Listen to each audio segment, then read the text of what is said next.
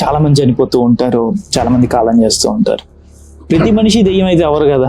So A type of మనుషులు అంటే ఎవరు అవుతారు అసలు, అంటే దెయ్యాలుగా అంటే భూతాలు అనేది? ఒక్క మనిషి కాలం అయిపోతే ఎందుకు మూడో రోజు వచ్చేసిందే పాలు పళ్ళు పూజ అంతా చేస్తారా? మనం చేసిండే పాప పుణ్యాలంతా లెక్కేస్తారు. నమస్తే స్వామి.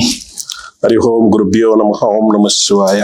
స్వామి, ఇప్పుడు ఆత్మలు వీటి గురించి మాట్లాడుకుంటే జనరల్ గా రెండు ఉంటాయి, జన్మలు, ఆత్మలు. వీటి గురించి మాట్లాడుకుంటుంటే నాకు కొన్ని టాపిక్స్ నేను మామూలుగా ఇంటర్నెట్ లో రీసెర్చ్ చేస్తుంటే ఒకటి అంటే స్వామి, ఇప్పుడు భూతాలు దెయ్యాలు అంటే ఇప్పుడు చాలా మంది చనిపోతూ ఉంటారు, చాలా మంది కాలం చేస్తూ ఉంటారు. ప్రతి మనిషి దెయ్యం అయితే ఎవరు కదా. సో ఏ టైప్ ఆఫ్ మనుషులు అంటే ఎవరు అవుతారు అసలు, అంటే దెయ్యాలుగా అంటే భూతాలు అనేది? సరే, కాశ్మోరా చాలా నెక్స్ట్ క్వశ్చన్ అది కూడా ఒకటి ఉంది. మామూలు మనుషులు, ఫ్యామిలీ మెంబర్స్ కానీ చుట్టాలు చాలా మంది చనిపోతూ ఉంటారు ఊర్లలో అంతా. ఏ మనుషులు దెయ్యాలుగా మారుతారు? మనిషి చనిపోయిన తర్వాత అసలు ఏమవుతాయి ఆత్మలు? ఇవన్నీ ఏదో స్వర్గం, నరకం, యమభటులు వచ్చి తీసుకెళ్లిపోయారు అంటారు. సో ఇదంతా ఏంది అసలు? మనకి చనిపోయిన తర్వాత ఏం జరుగుతుంది మనిషి? సార్, మన శాస్త్రం ప్రకారంలో ఉండేది వచ్చేసిందే, యమదూతులు వస్తారు, మనల్ని తోలుకొని పోతారు, స్వర్గంలో ఇడుస్తారు లేదా నరకంలో ఇడుస్తారు, మనం చేసిండే పాప పుణ్యాలంతా లెక్కేస్తారు అనేసి. ఇవంతా సినిమా.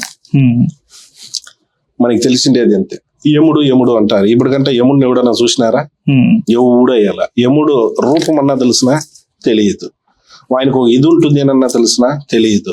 దాన్నంతా మనం సృష్టించిండేది.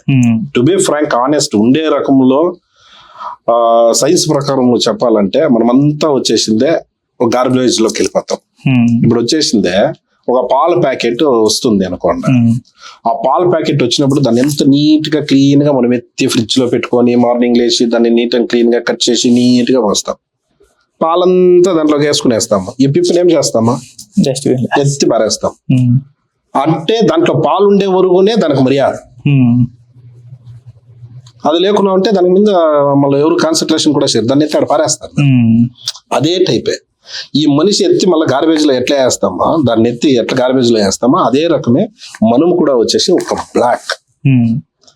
నా ఒక్క శాస్త్రం ప్రకారము నేను చూసిండే రకంలో నేను కొన్ని గురువులు కానీ ఇంకా కొంచెం మహాన్ విద్యావంతులు కొంచెం పెద్ద పెద్ద వ్యక్తుల దగ్గర నేను మాట్లాడినప్పుడు, కలిసినప్పుడు, చూసినప్పుడు, వాళ్ళ ఎక్స్పీరియన్స్ కొంచెం మాట్లాడుకునేటప్పుడు నేను అడిగిండేదంతా ఒకటే, వాళ్ళు చెప్పిండేది ఒకటే, ఏమి లేదు అక్కడ.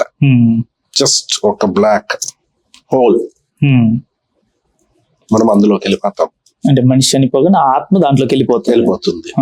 అది వచ్చేసిందే ఇమ్మీడియట్ గా మనిషి చచ్చిపోతేనే వెళ్ళిపోతుందా? కాదు.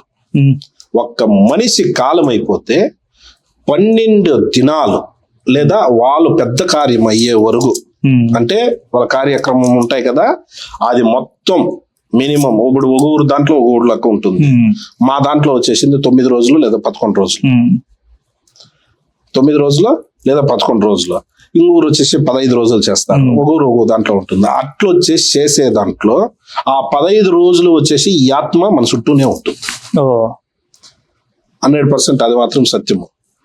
ఆయన ఎందుకు మూడో రోజు వచ్చేసిందే పాలు పళ్ళు పూజ అంతా చేస్తారా? ఈ 3 రోజులు వచ్చేసి ఆత్మకు భోజనం ఉండదు. ఓకే, ఆత్మకి భోజనం ఉండదు. 3వ రోజు అన్ని పెడతారు. అన్ని పెట్టి కొంచెం పూజ చిన్న కర్మ చేస్తారు. మళ్ళా పెద్దది మళ్ళా చేస్తారు. మళ్ళా నెలలో ఒకటి చేస్తారు. ఇవన్నీ వచ్చేసిందే అది వచ్చే ఆత్మకు చేసేది. ఇది వచ్చేసి ఆత్మ శుద్ధి. యావది పెద్ద కర్మం చేసేది వచ్చే ఆత్మ శుద్ధికి. ఓకే, వాళ్ళ ఆత్మ వచ్చి తృప్తి అయిపోవాల, సంతోషం అయిపోయింది, మీరు ఇంకా 10 మందికి మంచిదయ్యింది అని చెప్పేసిందే మనము కోరి దాన్ని అంతా సంతోషంగా సాగనింపేది. ఆ రోజు వచ్చేసి ఒక ఫెస్టివల్ లాగా దాని కార్యక్రమం చెప్పాలంటే. బట్ ఈ 15 రోజులు నా కష్టమేమి, నా సుఖమేమి, నా బంధువులు ఎవరు, నా మంచి ఏమి, నా చెడు ఏమి, నాకు భోజనం ఏమి, ఇది తిరుగుతానే ఉంటుంది. ఒక గాలి లాగా ఉంటుంది. ఈ సినిమాలో చూపిస్తారు కదా రూపాలు,